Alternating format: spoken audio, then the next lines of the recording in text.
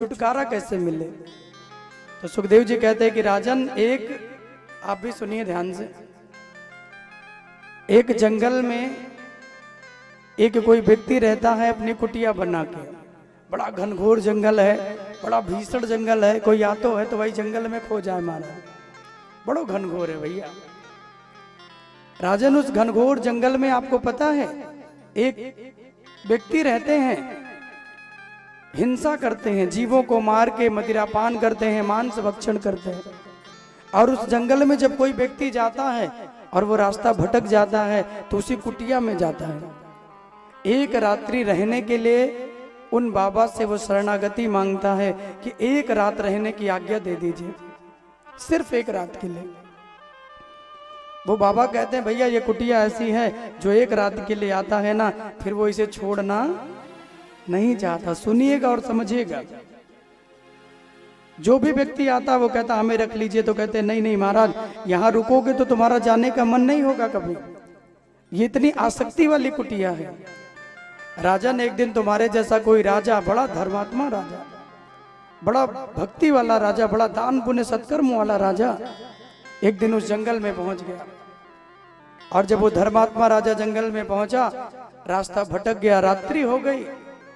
भूख प्यास से व्याकुल होकर उसे कुटिया में पहुंचे और उस कुटिया में पहुंच के कहा कि कोई मुझे शरण दे दो। बाबा निकल के आए और बाबा ने कहा कि हम तुम्हें शरण तो देंगे राजन, लेकिन अगर तुम यहां रुकोगे तो फिर तुम कल जाओगे नहीं, क्योंकि जो आता है उससे मुझे बड़ा बवाल करना पड़ता है। जब राजा अंदर गए ना तो सुखदेव जी कहते उसमें इतनी दुर्गंध आ रही है, उस मड़ैया में, उस झोपड़िया में इतनी दुर्गंध, इसने मांस पड़े हैं, इतने जीवों के चमड़े पड़े हैं, मदिरा पड़ी है। राजा को लगा अरे राम राम, यहाँ तो एक मिनट बिताना मुश्किल है, और ये कह रहा जो आता वो जाता ही नहीं है। How this is possible my dear, ये कैसे संभव है कि कोई आए और वो इसे छोड़े ना। रे यहाँ तो रहना मतलब कि मृत्यु है, कोई रहे तो वो समाप्त हो जाए। बोले इसीलिए कह रहा हूं आप जाओ। राजा ने कहा आप जा नहीं सकता, अब एक रात्रि तो यहां रुकूंगा और तुम इसके बदले में जो कहोगे हम देंगे। बोले एक ही शर्त है, सुबह होते ही चले जाना। बोले चला जाऊंगा। और रात्रि भर राजा को शरण मिली। सुखदेव जी कहते जब उस शरण में राजा रहता है, रात्रि भर उस कुटिया की दुर्गंध उसके श्रवणों, उसके नाक में जाती है, तो अब वही वातावरण उसे भाने लगा। सुबह होते होते तो सब कुछ बदल गया। अब बाबा कहते भैया बोरिया बिस्तर बांधो निकलो, तो कहते अब जाने की इच्छा नहीं है, अब मेरा मन है कि मैं यहीं रहूं। बोले तुम तो कह रहे थे कि ये दुर्गंध है, यहाँ कोई रहेगा नहीं, यहाँ कोई रुकेगा नहीं, फिर तुम क्यों रुक रहे हो? बोले रुक इसलिए रहे हैं क्योंकि अब यही आनंद मुझे अच्छा लग रहा है। तुम इसके बदले में मेरा राज्य ले लो, मेरे राज्य में जाके रहो, आधा राज्य तुम्हें दे दूंगा, लेकिन मुझे 2-4 दिन और यहां रहने दो। परीक्षित ने कहा अरे महाराज, कैसा मूर्ख राजा है जो इतनी दुर्गंधी में पड़ा है। भगवत भजन सत्कर्म को सब कुछ छोड़कर दुर्गंधी में क्यों पड़ा है? सुखदेव जी कहते वो कोई और नहीं, वो तुम ही हो। वो मड़ैया कुछ और नहीं, वो ये जीवन है, ये मानव जीवन ही वो मड़ैया है। वो दुर्गंध कोई और नहीं।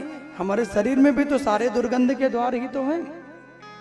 शरीर मलमूत्र का ढेर है मेरे भाई बहन।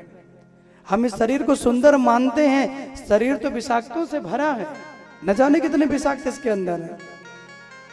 हर छिद्र में आपको विषाक्त मिलेंगे। सुखदेव जी कहते राजन वो राजा कोई और नहीं, वो तुम ही हो। और उस माया, उस दुर्गंध में तुम पड़े हुए अपने आप को भूल गए कि तुम कौन हो। अरे जागो, ईश्वर अंश जीव अविनाशी, तुम भगवान के अंश हो। इस माया में पड़ने के लिए नहीं आए हो राजन। उस मोह ममता ज्ञान में व्यक्ति पड़ा पड़ा भगवान के सत्कर्मों से दूर हो जाता है। परीक्षित जी चरणों में लेट गए, महाराज आपने मेरे नेत्र खोल दिए, अब माया का रंच मात्र भी मेरे अंदर कुछ नहीं है। सारी माया, सारी आसक्तियां मेरे अंदर से चली गई। सुखदेव जी महाराज खड़े हुए, कहते हैं राजन तुम्हें डरने की आवश्यकता नहीं है। तुमने भागवत को सुना है, तुम्हें तक्षक नाग डसे या कोई भी डसे, लेकिन तुम्हारी मुक्ति होगी। अपने ध्यान, अपने मन को भगवान भागवत जी के चरणों में लगा दीजिए। सुखदेव जी महाराज पधारे, परीक्षित जी ने उन्हें यथासंभव सम्मान, यथासंभव उन्हें सुंदर वचन दिए, जो कुछ था वो प्रदान किया। और सुखदेव जी वहां से जब पधारे, बड़ी जय जयकार की है।